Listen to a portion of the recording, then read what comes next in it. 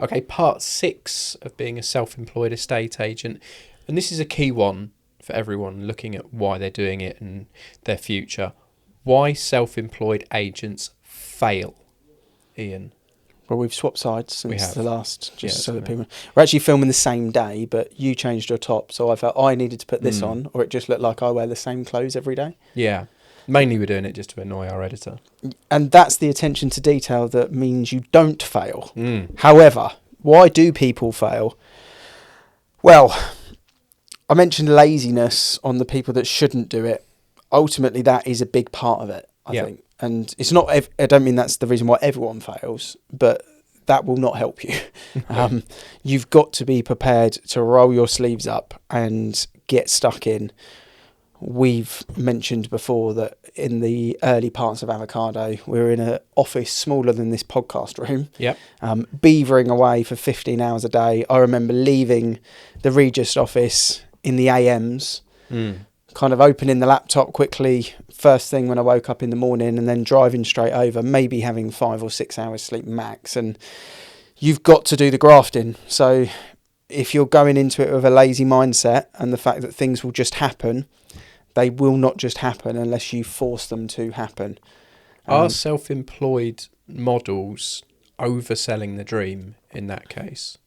I think it goes back to, if you oversell on a valuation, the client will quickly realise that you've oversold to them. If you oversell on a self-employed model pitch to an agent, they will quickly find out that they've been oversold to. So, yeah, and I think that's just habitual from being in valuations and the way that the industry unfolds. It is a bit too salesy without the raw, authentic part of this part of it, which is the negative part of it. I also think people have got to get past perfect. I think it's another thing. I think the drive to find the perfect graphic, post, photo, video, text, blog, whatever it is, anything that you're trying to do from a self-employed, you can't be perfect day one. And I think people will not put something out there, not do the marketing, not commit to posting something because it's not quite perfect, and that will hinder them as well. Yeah. And I think we've seen that. I mean, look at the last 4 years, the original videos that we were doing to where they are now. Some of them have gone down in legend, but I also just videoed Andy tripping up a curb. So nice, hit and miss. Yeah, we need to do more like outtakes, but we're quite strong. Today. We're normally quite strong at just one taking it, aren't we, these days? But anyway, I think people trying to get perfect is one thing. Yeah. And then I think Yoda says it actually. There is no try. There's just do and fail. And I think that's a mindset that the people I've seen that haven't succeeded in Avocado, and there's only been 4 of them, I think, in the whole 4 years. But 2 of those we actually exited. So there's been sort of 2 active ones that maybe it hasn't worked for. But the people that I talk to as well in and around, generally in business actually, just that it hasn't worked, are people that always go with the attitude, I'll try and do that. I'll try and get that done. Yeah. And you just feel in terms of the conversation you're having with them, there's not really 100% commitment to it. And I think that is part of it as well. You've got to go all in. Just outside we were talking about a 24-hour race that's happening this weekend. There's a couple of the Avocado guys doing it. Jamie's doing it. Obviously, I've done it the last 3 years. Yeah, it's something I'm not going all in on. No, but one the time that I'd made that commitment to do 100 miles at that race, I decided not to take a tent. Because it's 24 hours, it starts at 12 and it finishes at 12. And my commitment was very much, if you're going to take the island, burn the boats. And that got me through. And in the other 8 people that didn't, that had brought tents, it was easy for them to go into their tent and fall asleep when they didn't do the 100 miles. And I always liken that to self-employed agency. If you're going to do it, don't take the tent, burn the boats, take the island. Don't try and do something, just do it. I think that dovetails into sort of my 2-point opinion. The first is, if you think you're going to do this as a bit of a side gig or a part-time thing, think of how hard you worked with your colleagues and how long you worked with your colleagues in an employed role, and how hard it is to get over those objections on evaluation when those people batter you for doing it whilst also delivering pizzas or working part-time in a pub or whatever it is that some people do in order to get their business off the ground. I'm not slating that whatsoever.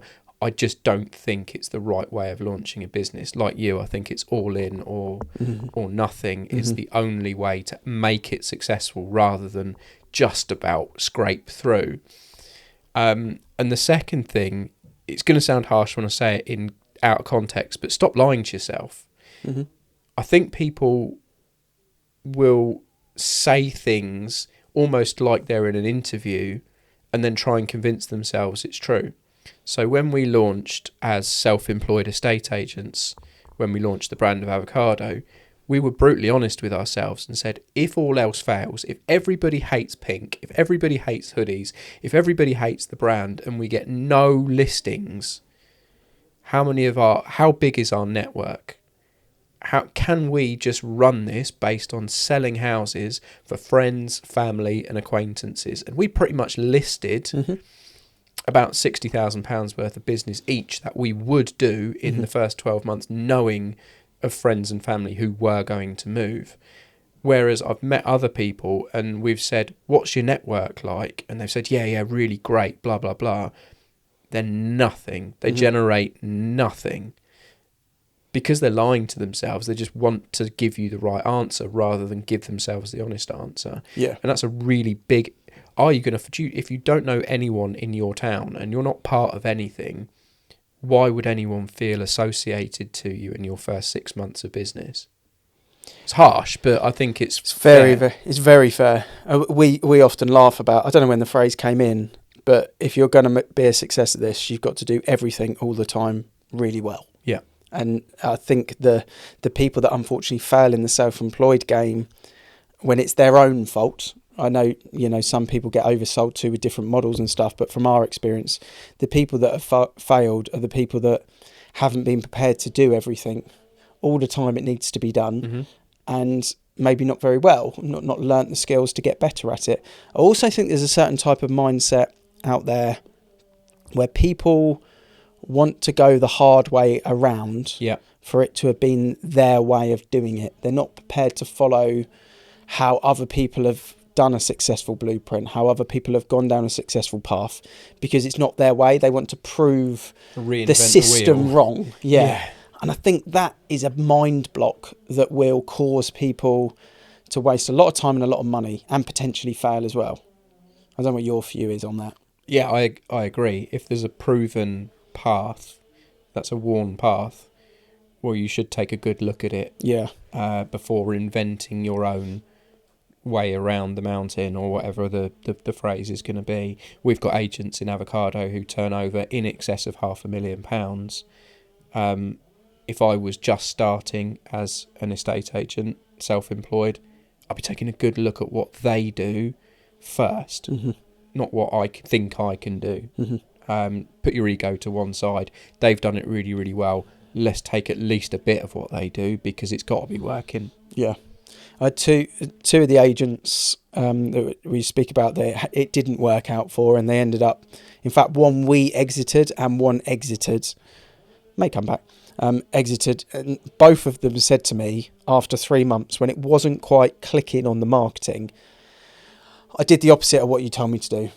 They went and spent £800 month one in totally the wrong area of advertising, totally the wrong way of putting meta ads out there, even though we'd built the ad that is tried and tested, that works all the time together.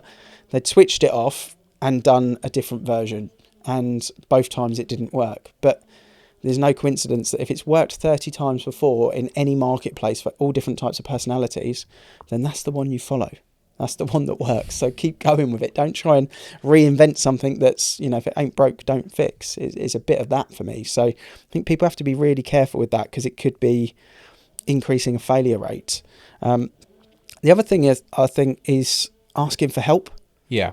I think we see it with the Avocado people that are really successful year one, and get to the bankings quickest and get to the market share that they want to be at quickest, are normally the ones that are a bit pesty with us. Yeah. In a really nice way. They're like all over us. How do I do this? What's going on there? Calling in, dropping in the office all the time, even if they live an hour and a half away. Yeah. Just all over it, in the office all the time. And you're like, yeah, they're going to be all right. Because they're just absorbing like a sponge information. And the ones... I've got one agent in my head that as soon as you pick up the phone, the first thing is, I'm really sorry, mate.